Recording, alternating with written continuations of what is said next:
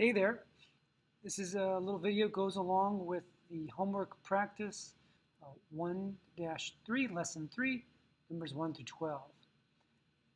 First off, remember at the beginning, we always want to write a complete header.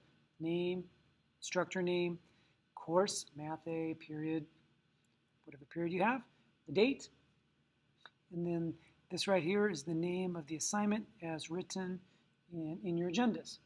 So the direction is write each rate as a unit rate. And with a rate, there's always have two quantities being described. A unit rate always has a denominator of 1. So what does that look like in practice? So in problem 1, they tell you 3 inches of rain in 6 hours. So notice I have two quantities. I've got inches of rain and hours. So there's my two quantities. So when I write this, I'm going to write it as a rate, as we practice in class. And I'm going to first worry about what are the quantities being described. So I've got inches of rain. I'm going to abbreviate inches, IN.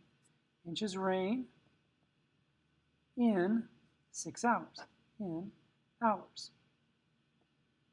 So now that I have the words, now I just need to put in the values. So I have 3 inches of rain in 6 hours. There's a rate. Now I want to write it as a unit rate. So I see that this simplifies by dividing top and bottom by 2, that this simplifies to 1 inch of rain every 2 hours. Ooh, but is this a unit rate? No, it's not, because the bottom is not 1. So here, I see these numbers are pretty small, so I could simply go, well, if I divide this by 2, I have 1 hour. Half of 2 is 1. Ooh, that's good. I like it. There is 1 in the denominator. So what's half of 1? Well, half of 1 is 1/2. So I could write it like this, half an inch. I realize that's a little awkward, but we're saying that 3 inches of rain in 6 hours is the same as 1/2 inch rain in 1 hour. Of course, we could also write it as a decimal. 5/10 is also 1/2, so half an inch per hour. If we don't put a number in front of the hour, we understand it to be 1. So there's your unit rate right there. I'll box that answer. I'll try one more. I'll give you a moment to copy here. So number 2 is we have $46 for 5 toys.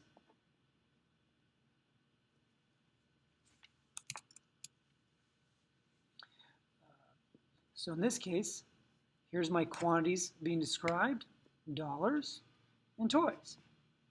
So that's what I need to set up my rate as. And the 4 is what separates the top from the bottom. So I have dollars per toy.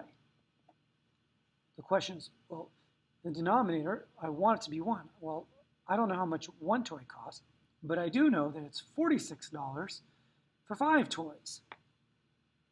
Well, what does that mean? Well, if I got out, now this is a fraction. You know, fractions are also division problems. So this right here is the same as 46 divided by 5. And if I was to do that division, okay, we did that division. If we did it, if we used a calculator in this case, 46 divided by 5 is 9 2/10. And since it's money, so this is 9 2/10. And since we're talking money, it's 9 2/10 dollars, so it's $9.20 for 1 toy.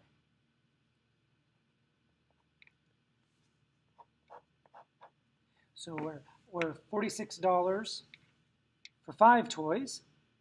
That's the same thing as $9.20 for 1 toy. Hope this helps.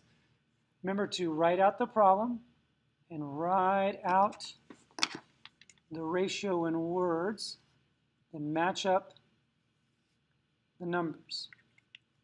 Because everything you'll be given, you won't have a denominator of 1 to begin with. But that's what we're trying to find out. See you guys soon. Work hard. Show your work.